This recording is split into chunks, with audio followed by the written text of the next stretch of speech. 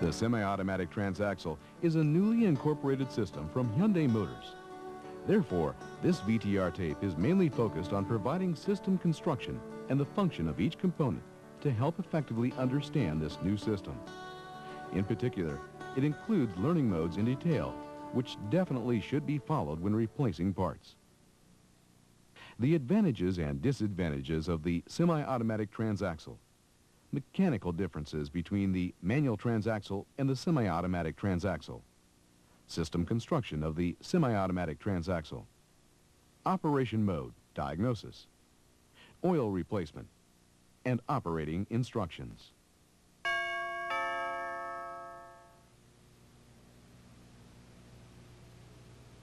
The semi-automatic transaxle is a shifting system which has the comfortable drive of the automatic transaxle and the economical strength of the manual transaxle. It provides a lower fuel consumption rate and cost than that of the automatic transaxle. Moreover, the semi-automatic transaxle allows drivers to perform comfortable and active driving by shifting the gears without operating the clutch pedal installed in the manual transaxle.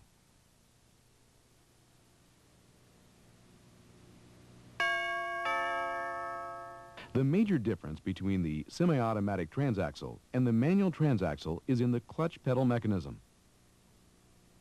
In the case of the manual transaxle, pressure is applied to the master cylinder when the clutch pedal is pressed down.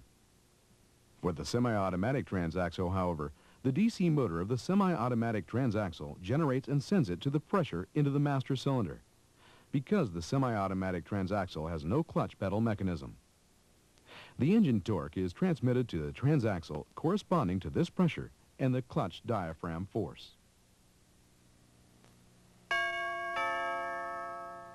The semi-automatic transaxle system is composed of 7 sensors, the semi-automatic transaxle control module, and 4 parts to be controlled. The 7 sensors are engine RPM, the gearbox input speed sensor, the throttle position sensor, the push-pull sensor, the gear position sensor, the clutch release cylinder position sensor, and the actuator position sensor. The 4 parts controlled are the power control unit, the electric valve starter relay, and the buzzer. The engine RPM signal is sent to the semi-automatic transaxle control module from the engine control module. It determines operation time of clutching and declutching with the gear speed sensor. The gear speed sensor attached to the transaxle case as a whole sensor type detects the rotation of the input shaft and feeds input shaft speed to the semi-automatic transaxle control module. The measuring range is from 100 to 8,000 RPM. The throttle position sensor utilizes a variable resistor to monitor the throttle position. By the opening amount of the throttle, the semi-automatic transaxle control module is able to calculate engine load and vehicle acceleration. The throttle position sensor's maximum value is 4.97 volts. Its minimum value is 19.5 millivolts, and the idle range is 6 to 19% opening value. The push-pull sensor is placed inside the gear knob. The switch inside the sensor becomes an open or closed circuit according to lever operation. An on-off signal is sent to the semi-automatic transaxle control module so that it is able to recognize the intention of the driver shifting. This sensor has 12 plus or minus 4 Newton meters of operation force and 60 degrees of operation range.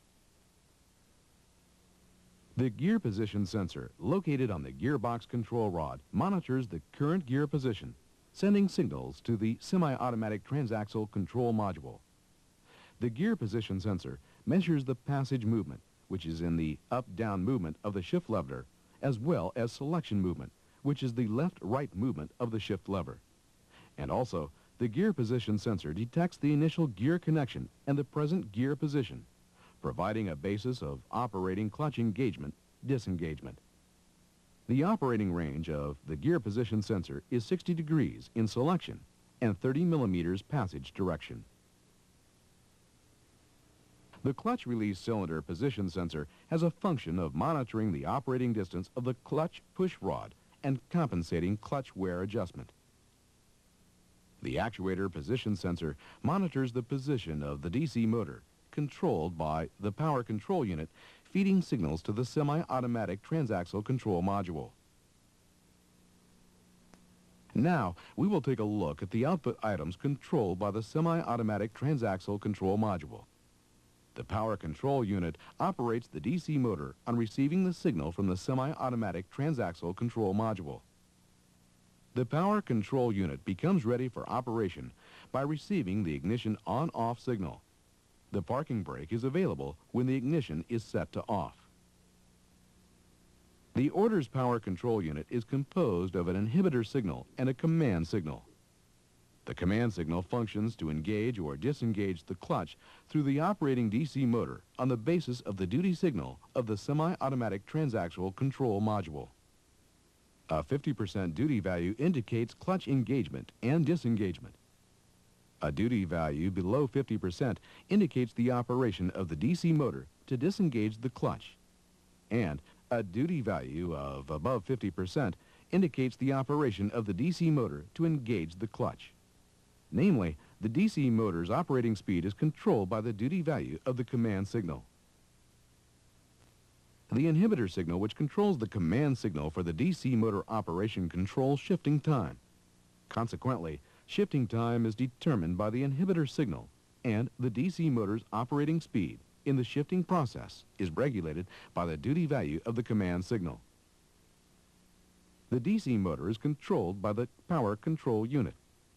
The clutch is supposed to be disengaged when the DC motor operates counterclockwise and applies force to the link and spring, generating pressure into the master cylinder to operate the hydraulic system. In reverse, the clutch is supposed to be engaged when the DC motor operates clockwise and applies force to a diaphragm spring. The electric valve, which is of the normally open type, functions to open or close oil passage by the duty signal of the semi-automatic transaxle control module. When the ignition is on, the electric valve closes the oil passage. When an actuator malfunction is found, the electric valve is opened to engage the clutch by using diaphragm force. In addition, the electric valve functions to compensate for changes in the clutch release cylinder operation distance caused by oil expansion and clutch wear while disengaging the clutch. The start relay operates at some special conditions to prevent an unexpected accident when the vehicle starts. The start relay allows the engine to run only if the gear is in the neutral position and engine RPM is below 500. A buzzer is designed to warn the driver about system conditions. Let's see the operating condition of the buzzer according to situations. First, correct functioning of the processor sounds 2 beeps as power is turned on.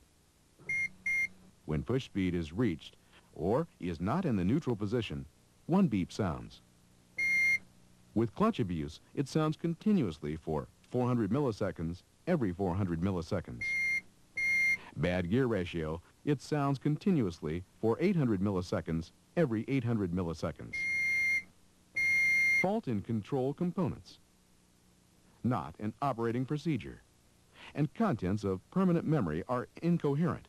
It sounds continuously for 400 milliseconds every 10 seconds.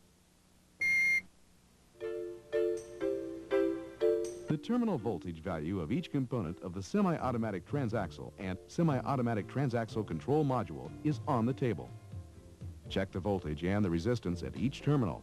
When the diagnostic trouble code is encountered or sensors need to be checked, referring to the shop manual.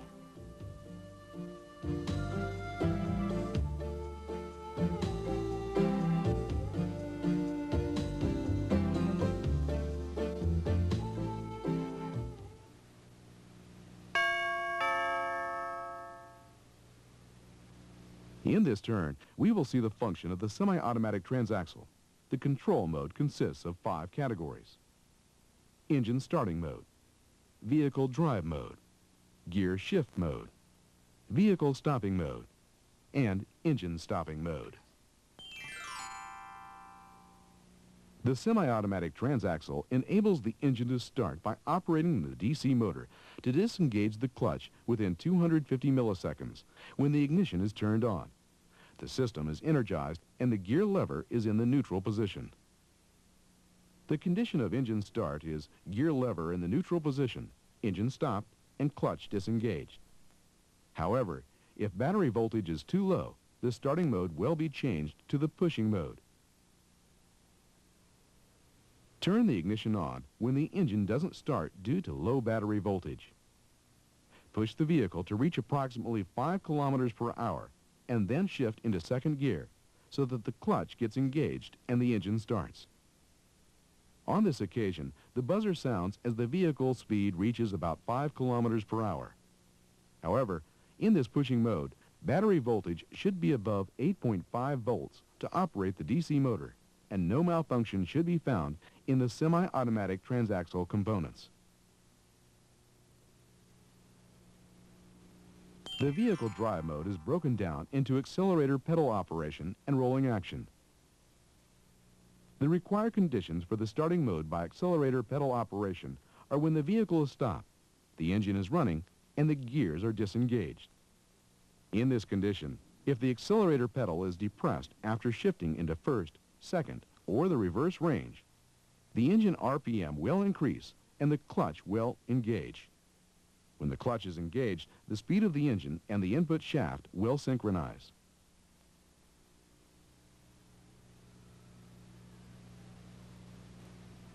The required conditions for the vehicle drive mode by rolling action are that the gear is engaged when the vehicle is on a downhill slope and when the gear speed sensor is higher than the engine RPM. This is to escape the possible danger of causing freewheel movement on tires when the clutch is disengaged. To eliminate the possibility of such danger, the clutch is engaged regardless of the accelerator pedal when a gear is engaged. The clutch is disengaged as enough force is applied to the gear lever after releasing the accelerator pedal. When a gear is engaged by shifting, the clutch is ready for engagement. At this moment, the depressed accelerator pedal begins the shifting mode. However, if vehicle speed is excessively high, clutch engagement will be limited to avoid overrun. Under the engine running and the clutch engaged condition, if the brake pedal is depressed, the clutch will quickly disengage to reach an idle RPM and the vehicle will stop. When the ignition switch is turned off after the vehicle is stopped, the clutch returns to the engaged condition and the system will be stopped. The engine starting mode makes it possible to restart the engine, and it is the function of the semi-automatic transaxle control module to run the vehicle by continuously performing previously explained modes.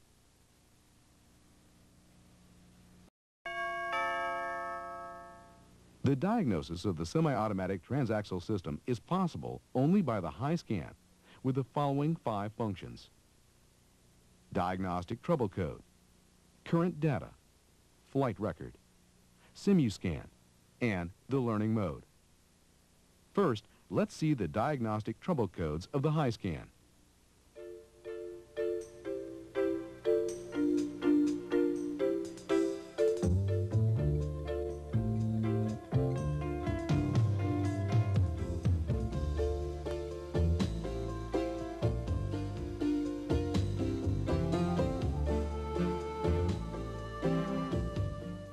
Please refer to the shop manual for more detailed description of the related parts when a diagnostic trouble code is encountered. Next, current data functions. This data assists technicians to effectively diagnose and repair the vehicle by knowing the current vehicle state. The flight record mode provides the function of recording the value of selected sensors which need checking. A system malfunction might be easily detected and repaired by reviewing memorized data coming from the flight mode of the high scan.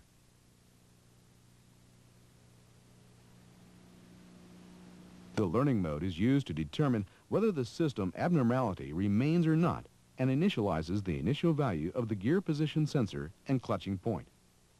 In addition, the learning mode must be conducted when the semi-automatic transaxle system is manufactured or when such parts as sensors, actuators, or clutches are replaced. The engine will not start if this mode is not followed in the manufacturing process. Moreover, the engine will not run, or even if it runs, shifting shock and increased clutch slip may occur in case this mode is not fully conducted after replacing or adjusting sensors, actuators, or the clutch in the field. The learning mode procedure takes 2 to 3 minutes. An initial screen will be displayed if the learning mode is chosen. Following the order on the screen, turn the ignition switch off 5 seconds after turning the switch on, and the learning mode will begin. Press the yes button if the buzzer sounds. If not, press the no button. In case the buzzer doesn't work, check the buzzer-related items and try again. The position of the actuator and the clutch release cylinder, with the mention of successful initialization, will be displayed on the screen if the buzzer normally works. When the hydraulic system is faulty, check and repair hydraulic operation-related items and perform the learning mode again. Pay particular attention to the air bleeding state. The learning mode of the throttle position sensor shows up on the screen. Press the enter button after fully depressing and releasing the accelerator pedal to retrieve the throttle position sensor value. If the throttle position sensor associated items are defective, repair and try the learning mode again. With reference to the learning mode of the push-pull sensor, press the enter button after shifting the gear lever into neutral, and press enter after shifting the gear lever into third. In the same way, do this for the fourth gear. If the push-pull sensor related items are faulty, check and repair them and try the learning mode again. The learning mode of the gear position sensor shows up on the screen. Press the enter button after shifting the gear lever into the first, second, third, fourth, fifth, and the reverse and turn. Keep that condition for a while, verifying whether correct shifting is conducted, and the left-right value of the gear position and shift will be displayed on the screen. In case of that the learning mode is not progressing, do the learning mode again. If still negative, check and repair the expected items and try the learning mode again. Press the enter button when the engine starts after shifting the gear lever into first. If not, press the no button. When the learning mode is no longer progressing after the engine starts, try the learning mode again.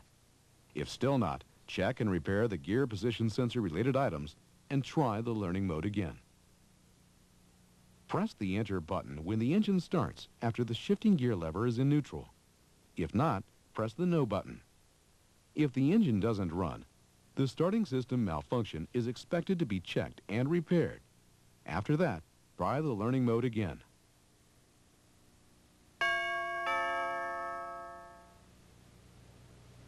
Please install the manual vacuum pump and sub-oil reservoir as you see on the screen.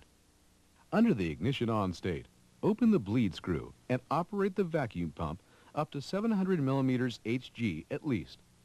Turn the ignition key off for 4 to 5 seconds and fill the reservoir with oil.